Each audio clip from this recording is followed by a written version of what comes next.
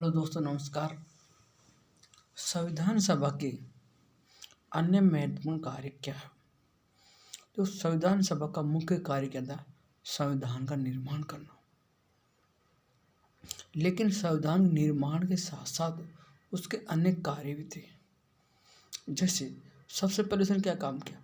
22 जुलाई 1947 को सबसे पहले संविधान सभा ने संविधान निर्माण के बाद में जो काम किया, तो उसने क्या किया?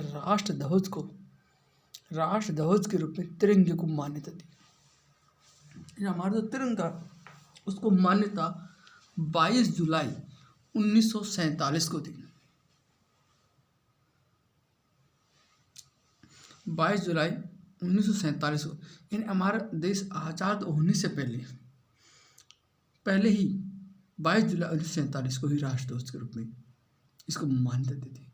क्योंकि संविधान सभा की पहली बैठक 9 दिसंबर 1946 को हुई थी।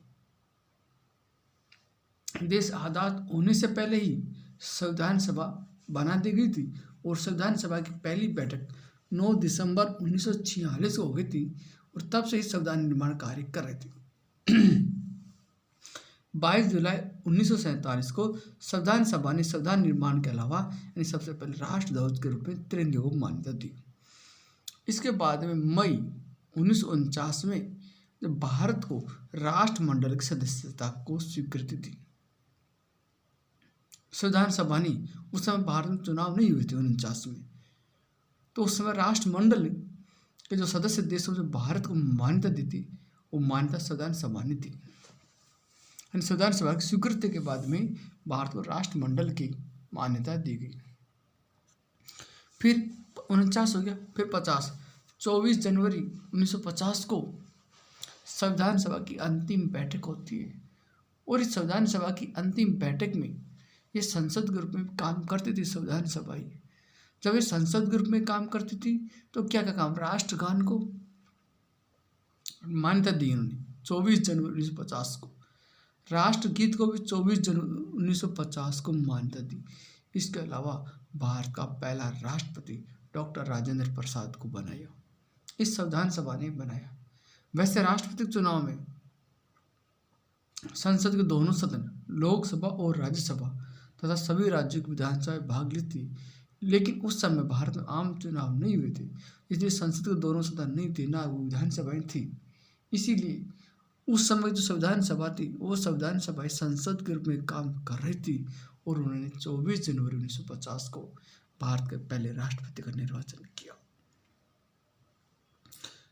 संविधान सभा अंतरिम संसद के रूप में काम करती थी।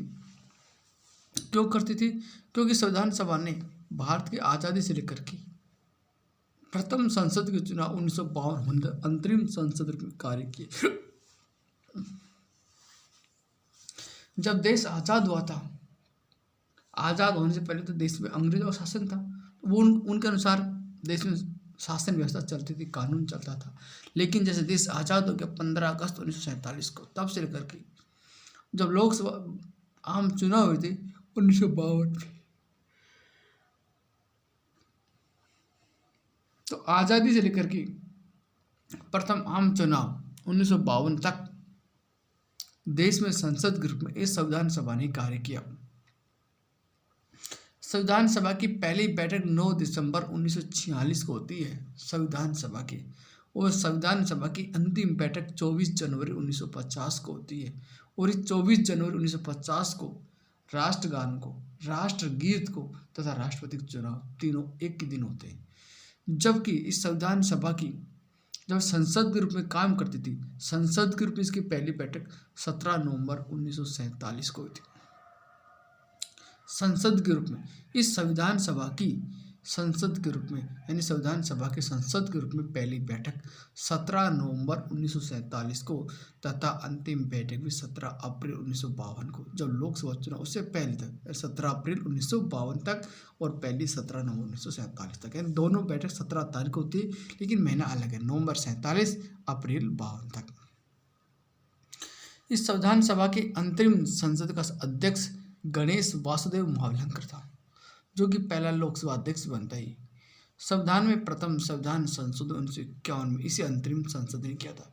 संविधान में पहला संशोधन 1951 में हो गया था, जबकि आम लोकसभा चुनाव 1952 में होते हैं। जब 1952 में चुनाव होते हैं उससे पहले ही पहला संशोधन कर दिया गया था, और वो पहला संविधान संशोधन इन्होंने किया था, जो कि संविधान सभा यही संसद रूप में काम करती थी।